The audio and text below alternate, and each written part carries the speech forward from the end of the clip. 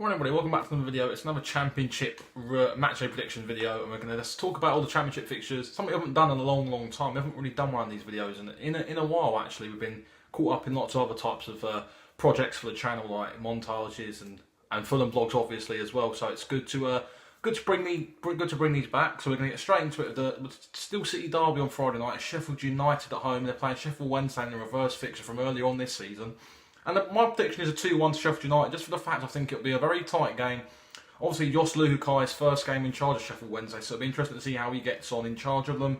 And it's really a baptism of fire in terms of his first game in charge. He's going down to Bramall Lane, and what awaits it, as I just said, to introduce yourself to the fans if you can go down there and get a good result. But I just don't think they will. In terms of the way they've been playing this season, only 30 points accumulated this season out of all the games they've played isn't great, and they're sitting around 17th in the table, just one place above QPR. So it's been a season of underachievement so far for Sheffield Wednesday. This could be a turning point in the season if they were to win this game, but I just personally think, for me, looking at the way they are at the moment, this could be a game that could really help raise their game, but I just don't see it happening. I think if Sheffield United get Bramall Lane rocking, it can be quite an intimidating place, for Sheffield Wednesday to come and play at, especially with the likes with the firepower they got up front, and Leon Clark. Obviously, they've added Lee Evans from Wigan, who's signed permanently from Wolves, but was on loan from Wigan. Obviously, Ryan Leonard as well from Southend. They've obviously got two good players there who've who've been playing in League One this season to come and bolster the midfield ranks, and they've also acquired James Wilson on the season-long loan as well.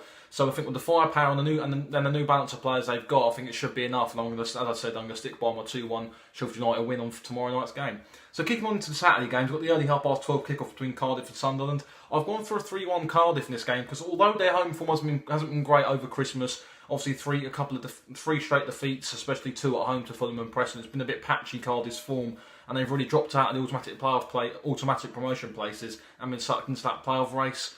Something that early on in the season they was quite clear of, but obviously once you lose three games in quick succession in a row and your form dips, you're going to go down in the table, obviously. But it's a good chance for them to get back to winning ways against Sunderland side who are struggling. But although they did sign Jake Clark-Salter from Chelsea, a young defender on a season-long loan this week, I just don't know if it's going to be enough. I think I've been hearing rumours that Didier Ndong might be sold, and I think they should do that. I think if they want to get some good money in, about £10 million or so for Ndong, they can reinvest that hopefully in the team and try and get some better players in. Clark-Salter's a good young player, but I think it's going to be tough in his first actual introduction to Championship football that he's played in his career. And I just don't see Sunderland getting anything here. I do think they'll score, but I just think it'll be a comfortable win for Cardiff, and their home form will get back to how it was at the start of the season. And as I said, it'll be a comfortable 3-1. So moving to the next game, Barnsley host Wolves. Again, I've gone for a 3-1, this time away win though to to Wolves, sorry.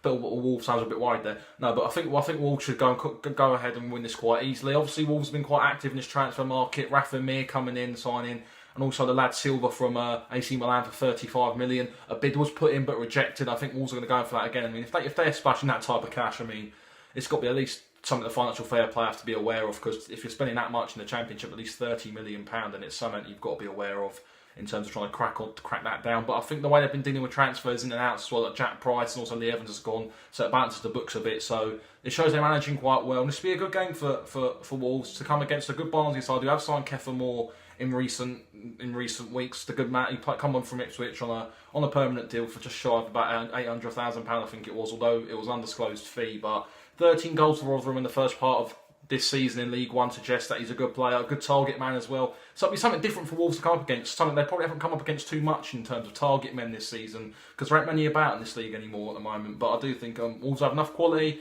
and extend their run at the top of the table now, and they'll win this game comfortable 3-1. Let's go into the next game, Birmingham host Derby. Again, I've gone for a 3-1 away win. Although there's been a turnaround in fortune for Birmingham recently. A couple of good wins over Christmas away at Reading.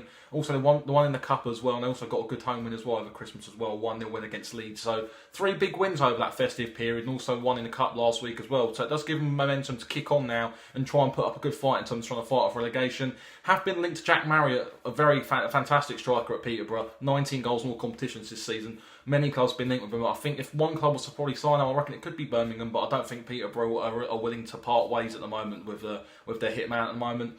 But as I said, it'll be a tough game against a very well-drilled Derby side who've been fantastic this season. Staked a claim for automatic promotion this season. Could be a very solid bet come May into the playoffs as well. And I do think they'll have enough quality in hand. Gary Rowett will go back to his old club, obviously, as well. And I do think that they'll have enough in hand just to brush Birmingham aside quite comprehensively. And I think it'll be a comfortable 3-1 win to Derby. Let's go on to the next game. Brentford host Bolton Wanderers. I've gone for a draw in this game, 1-1, just for the fact that Brentford have a habit of drawing games at home. Something I haven't done in a while, but in terms of coming against the lesser quality teams, I do believe that they will pick up a draw in this game. Bolton have been playing quite well on the road recently and have done all season, really. Their away form hasn't been too bad. Good points at Craven Cottage, wins at Sheffield United spring to mind immediately as well in terms of what they can do on the road. And also a narrow defeat to Nottingham Forest suggests that they're back in with a chance of staying up. Obviously, they're going to come against a good Brentford side. They've got plenty of quality about them and will hurt you in terms of their good passing football. They like to get the ball on the deck. They've got good pace on the wings, in the width as well, and good quality up front going forward. But looking at the way this is going to go, I think it'll be a scrappy game. I think Bolton will come to try and stop Brentford from playing their free-flowing football. That's caught the attention of many people this season, and try and halt their progression towards the playoffs as well, because they're sitting quite nicely in around that 9th or 8th place, and they got eyes on only going further up, not looking down. So it'll be interesting to see how they get on. But I do think it'll be a 1-1 draw in this one. So moving to Bristol City, they host Norwich. I've gone for a 3-0 Bristol City win, but it could be otherwise, and I'll explain why. Just because looking at the way Bristol City played on Tuesday night against Man City suggests they got, fantastic. They was unlucky to lose that game right in the last minute. Going to Man City, they weren't scared of them at all. Obviously, there's probably an element of fear going into the game, but they showed great energy on the counter-attack. Bright spells as well, getting the balls down into the wings, getting the full-backs pushing forward as well. Lots of Joe Bryan getting involved on that left-hand side. And they looked quite good against Man City. They didn't look out of place. And you wouldn't think it was a Championship versus Premier League game, that one. It was quite evenly matched between two very good quality sides, especially Man City as well. Will they get a hangover going to this game against Norwich? I'm not too sure, because Norwich on their day are a very capable side, obviously. Probably underachieved this season, but they're capable of getting the ball on the deck and playing some good free-flowing football.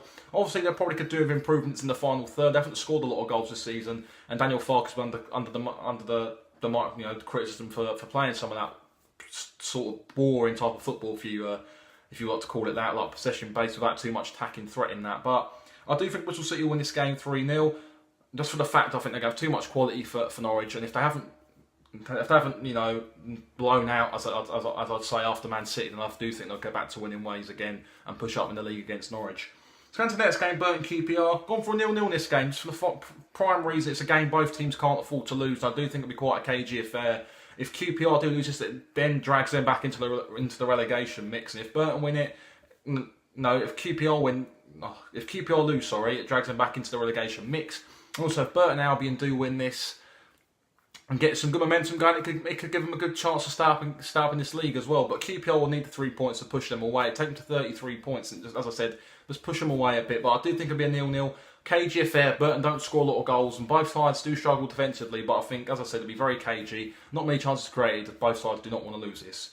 Let's go into the next game, Hull vs Reading. Nigel Atkins coming up against his former team in Reading. I've gone for a whole 2-1 win, just for the fact that Reading ain't playing great at the moment. They've gone for a bit of a very sticky spell recently in terms of the way they've played as well over the Christmas period as well. A couple of draws, a couple of defeats. It's been a bit sticky really under Yapstam.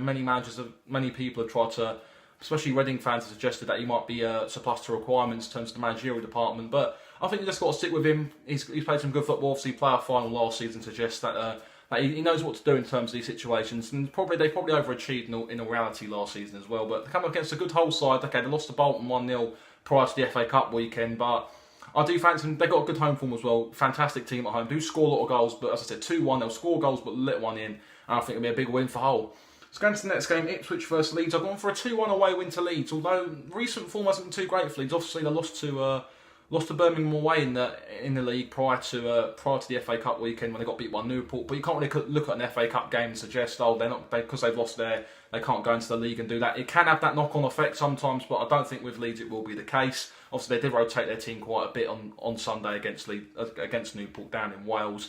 So it'll be a different scenario against an Ipswich side who haven't been doing too great either. Got brushed aside quite comprehensively by Fulham, and just prior to that FA Cup weekend, 4-1 at Craven Cottage. So they'll be looking to try and get some momentum on the board and trying to kick on and trying to push on, trying to get a win that can maybe get them back in the playoff picture. But I do think Leeds will go ahead and win this one 2-1 for me.